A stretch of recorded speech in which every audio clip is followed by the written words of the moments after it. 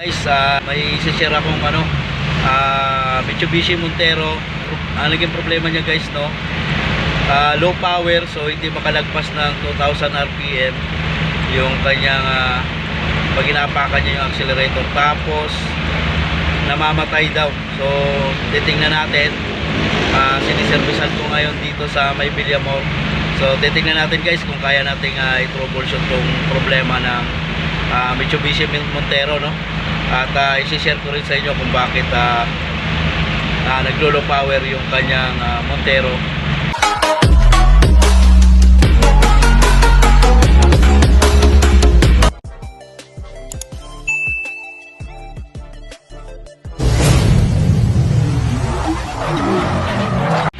Hey guys, bumabiyahe na kami ngayon ni Mister. Ayan o, nakakumbat.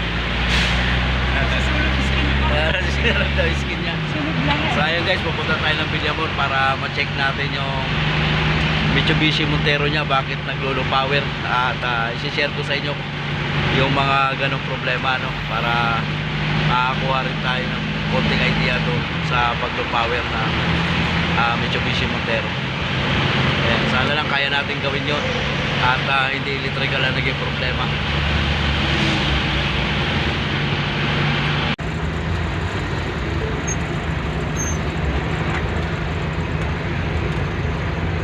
Ayan, dyan, ito lang bibidyo.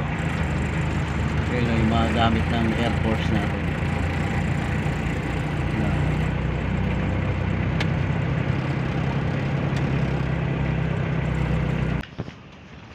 Ano nangyayari sir? Walang power pa?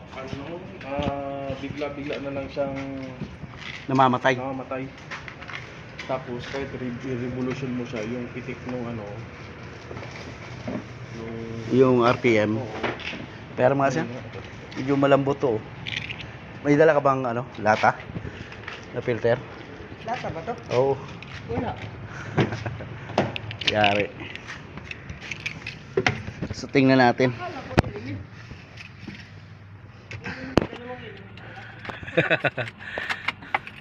So kompleto indicator, 4x4 pala to, no?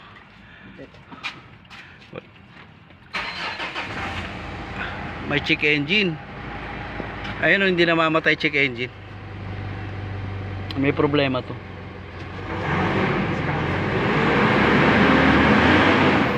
Ngayon okay siya, oh. Oo. Iwan ko lang sira para Okay.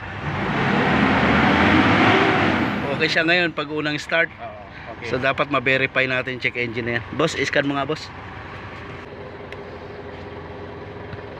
Mahirap bang kumilos na ito. Ang daming nakaburlo. So dito muna tayo sa guys, sa OB dito. Shortcut muna natin yung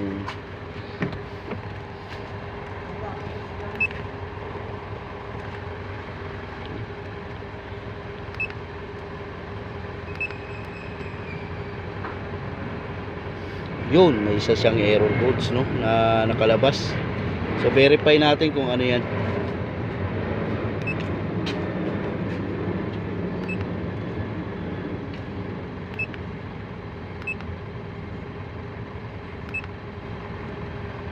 Back natin isa-isa.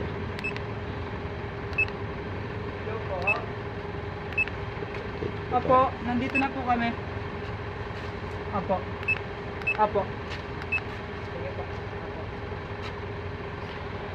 Ang problema nito mga boss, yung ating crankshaft sensor, circuit range performance. Yan ang problema ng Montero natin. So gagawin natin dito mga sir, no, i-check natin yung crankshaft position sensor ng itong Montero. Ayan guys, so na-detect natin kanina, no, crankshaft sensor.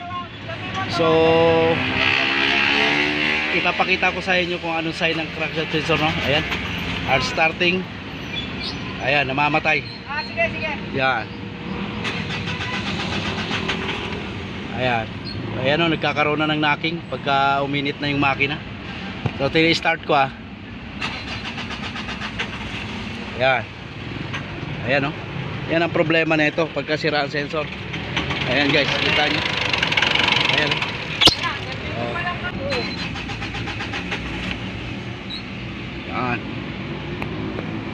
So ayun guys, nakita na namin ang problema ng Montero. So allocate namin kung saan, bakit siya nag-check engine. Yung kanyang crankshaft sensor ang may problema. Kung napansin nyo kanina nung pag-start ko, parang nagra-rattle at saka nagbabibrate yung engine, tapos hard starting na mamatay. So pag-scan po natin, crankshaft sensor ang naging problema. So babalikan ko pa kasi wala kami parts na pabalit. Tsaka babiyahe ulit kami pabalik at in-order pa natin yung crankshaft sensor. Sabi ko kay partner, sakay na lang kami dyan sa yung plano. Helicopter. Nakaparada dyan, mas mabilis. Wala tayong ticket. Ayun, bumili na tayo ng bagong crankshaft sensor mga boss. Ayan, yung part number niya, no? So, ito yung bagong crankshaft sensor natin. Ipapalit sa Montero. Ito yung luma. Okay.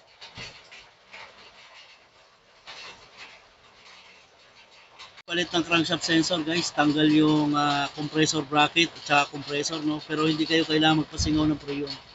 Iaangat nyo lang po. Ayan, dyan sa gilid.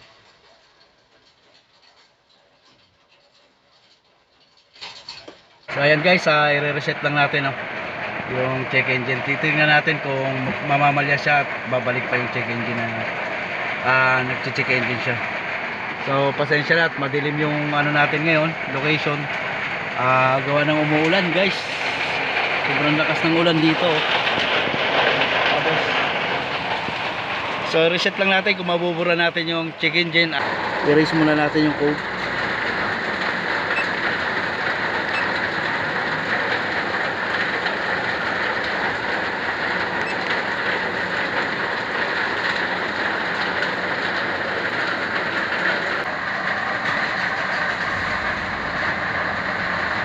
So ayan, namatay yung ano guys, yung check engine natin. So observe lang natin kasi dati hindi ito nakakalagpas ng 2000 RPM. So ngayon okay naman. So i-observe lang natin pagka uminit yung makina.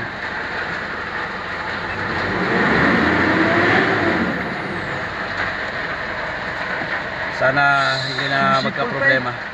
Ano, ayan, observe natin yung ating crankshaft sensor na pinalitan ng Mitsubishi Montero, no, guys. Dilim na, mga boss. Ito na yung pinalitan natin ng crankshaft sensor, mga boss. Yung ating Montero GTB.